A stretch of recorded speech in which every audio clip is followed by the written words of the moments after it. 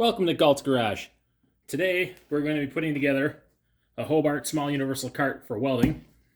Alright, let's do a little unboxing here. Unboxing videos are always pretty fun. Super easy to do, so I like to do them.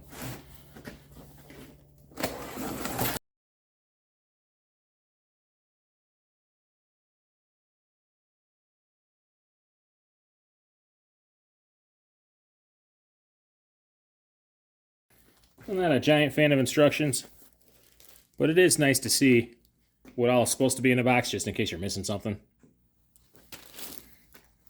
Otherwise, like most of you, I prefer to figure this shit out on my own. I don't speak, whatever that is. Even though these look like just hard plastic crappy wheels, well, they are hard plastic crappy wheels, but from the rim here on out, it's actually hard rubber. That's kind of nice. Now, one thing I did read about in all the reviews of this thing before I bought it is that all these screws are absolute shit and they strip out like nothing. So these screws, I'm not even gonna use them. I got a whole mess of nuts and bolts to draw on, so I'll just use some decent 1/4 inch nut and bolt washer type stuff.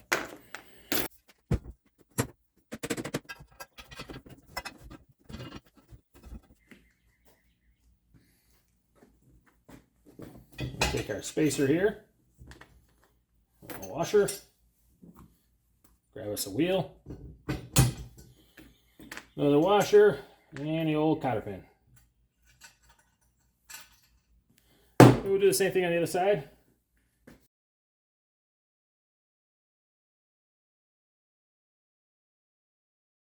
Now you'll probably notice that the tread on these tires is unidirectional, so you don't have to have them a certain direction. Work either way.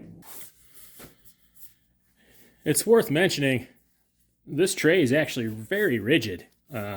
It's not super thin, super chintzy sheet metal. This is probably 14 gauge, but it's very rigid. I'm actually really happy with how nice this material is. I only paid $100 for this thing. I really, brand new in the box, I really expected it to be kind of shit, and it's actually pretty decent so far.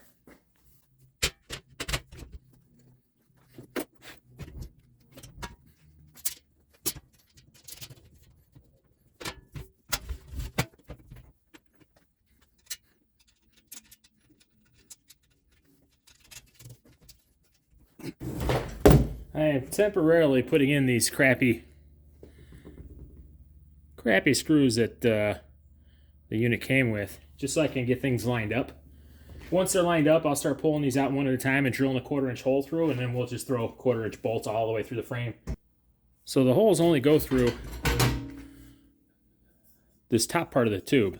They don't go all the way through the bottom. So I'm going to pull one of these screws out. After I get all 4 of them in, I'm going to pull them out one at a time, drill a 1/4 inch hole all the way through both sides of the tube, and then we'll run a 1/4 inch bolt all the way through both sides of the tube, and then we'll secure it. Then it'll be nice and strong. You don't have to worry about it ever stripping out, getting all twisted up. Now, when I'm working with step drills, I like to mark the depth that I'm trying to get to, or the diameter of the hole. And I mark one above where I'm going. So I'm doing a 1/4 inch on this one. The 1/4 inch is actually the step above the marker on this. That way it doesn't rub off.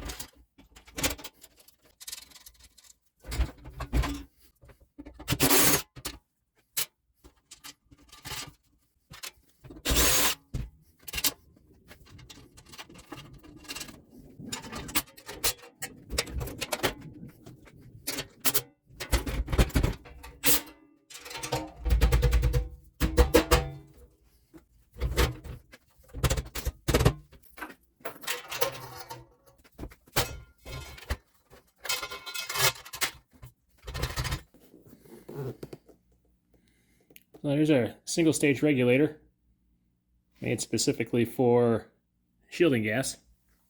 So your regulator has all kinds of O-rings and diaphragms and gaskets inside here. And those are made from materials that are meant to handle specific types of gas. So you want to make sure you use the right one.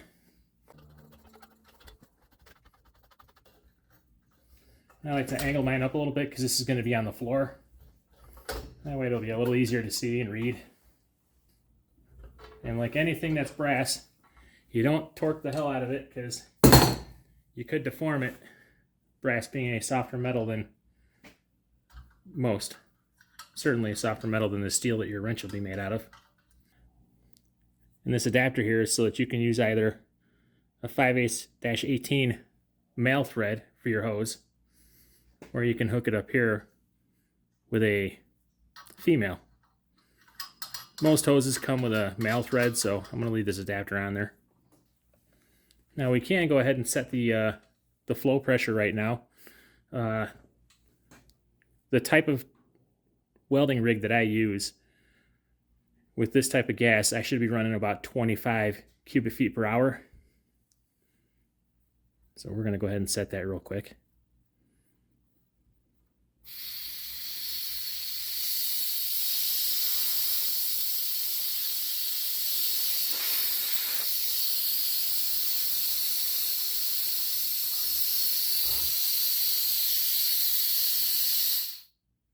All right. Now this particular mix, I don't know if you can read this or not. This is it's called C25.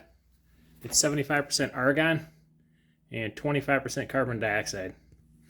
This is a pretty ideal blend for shielding gas when you're working with mild steel, which is 95% of what I work with is mild steel, so it'll be perfect. So now that we've finished our welding cart and we've got the shield gas system set up, the bottle installed, we are going to do a test piece. We're going to test one weld with no shield gas, just the inner core shield wire, and then we'll do a second test on the opposite side of that piece with the shield gas and the inner shield wire. So let's get this material prepped and we'll get started on welding.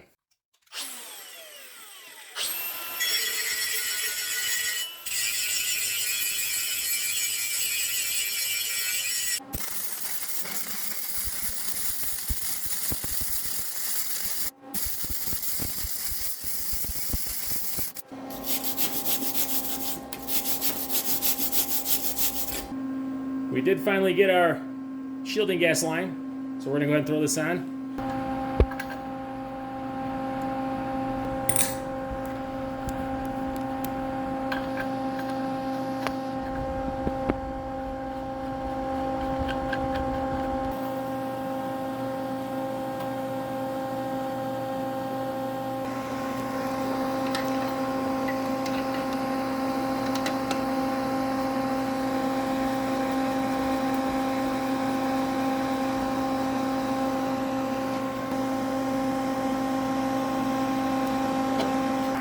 Alright, we're going to crack this just a little bit till the gas starts to measure. Oh! And we'll go ahead and open her up. Now I preset it at 25 before. Now if I pull the trigger, you should see this drop down to 25. But we may need to adjust it again. That's pretty darn good.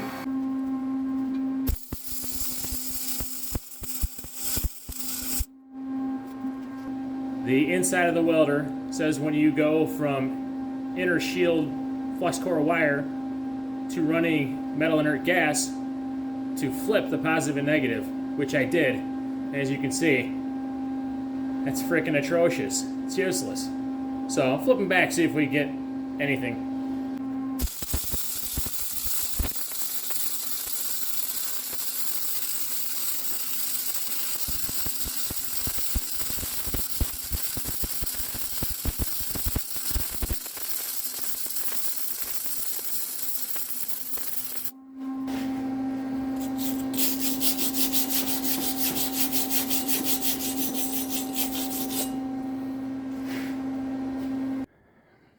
So when we started this test on the shielded gas side, we initially had our electrodes hooked up backwards. Even though we switched them to how they were indicated inside the panel of the welder, there's a huge difference between having your electrodes the right direction, the wrong direction, and the right direction. Wrong direction, right direction. So you need your polarities to be right, or you're going to have this kind of a mess. Now, even with inner shield wire, flux core, even with shield gas, there's still a significant amount of spatter here. However, the weld is definitely better. It laid down better. I think I have better penetration, although honestly the penetration's probably about the same. The weld, to my eyes, looks better. Let's take a look at the other side. Now with this weld, I wouldn't pay too much attention to the first inch. I was just running the weld too fast. I haven't put too much time on this particular welder, and certainly haven't done too much welding lately, although there will be a lot more coming this weekend. At any rate, this first inch is just ring rust. The rest of this is pretty much how it would normally weld for me without shield gas. It's a little bit porous here and there, but again, part of that is I'm running through this weld a bit too fast. I should have taken a little more time, probably turning the wire speed up just a little bit as well. They're fairly similar. The other weld definitely looks better, but I don't know what order of magnitude better it is. Is it a 50% increase in quality? Is it a 5% increase in quality? It's probably somewhere between those two. Was it worthwhile to go buy a bottle, buy a regulator, all the other stuff to upgrade your welder to do this? I would say unequivocally yes. Because right now I'm using a very basic buzz box. I've got a little Lincoln WeldPak 100. Welders don't get much more introduction level than that. At some point this year, I will be upgrading to a much more substantial welder. And when I do that, I'm going to want to have the shielding gas and the regulator and all the equipment that's necessary to make it a proper metal inert gas welder. So it's not a bad idea to get it even if your welder is not that particularly good if you plan on upgrading down the road. If you don't plan on upgrading down the road and a little buzz box is all you're ever going to need, I would say switching over to a shielded gas setup probably won't be worth it. I want to say that switching to metal inert gas, probably, if I added the receipts up, counting purchasing the bottle, purchasing the regulator, finding the hose, the cart, getting the cart set up with a bottle holder on it, probably in for, you're going to be looking between $500 and $700 depending on where you buy the materials you use. I've got a fairly expensive regulator, and I could have easily got a regulator for half the price. I think I spent $175 on my regulator, and I could have easily gotten one for $90, a decent one as well. Your bottles of gas, it varies a lot by region where you're at, but what your initial purchase of the bottle is going to be expensive, probably no matter where you get it. Refills are fairly inexpensive. I think I spent $320 on this bottle with the gas in it. 270 of that was just purchasing ownership of the bottle. The gas refills are like $35. So once you have the investment in the hardware, in particular with gas cylinders, your maintenance costs afterwards are fairly reasonable. But be prepared to lay out a little bit of money up front. Anyway, this is it.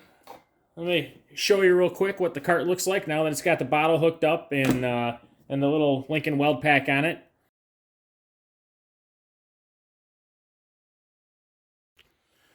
Real quick before I let you go, there's one more thing that I can't recommend highly enough, and that's a PAPR setup for your welding helmet. It's another investment, but if you weld indoors a lot, and especially in the wintertime, I weld indoors frequently, and it's almost always with the doors closed. It's a good idea to have something to help filter out all that amazingly unhealthy welding smoke. I know it's fortified with tons of vitamins and minerals, but it's also fortified with beryllium and chromium and all kinds of other things that, you know, a growing third nipple needs. So it's worth the investment to pick up one of these. And the other added benefit, one of these, especially a decent one like this Miller unit, the air actually comes in from the top of the helmet and then shoots down the front of your face here. So it keeps you from fogging up inside your helmet. And if you wear glasses in there like I do, it will also keep your glasses from fogging up. And boy, I got to tell you, it's awesome. So if you're on the fence about getting a PAPR, I'm certainly nudging you towards getting one. I love mine. They're terrific. Until next time, we have quite a few projects lined up, so we'll be seeing you soon.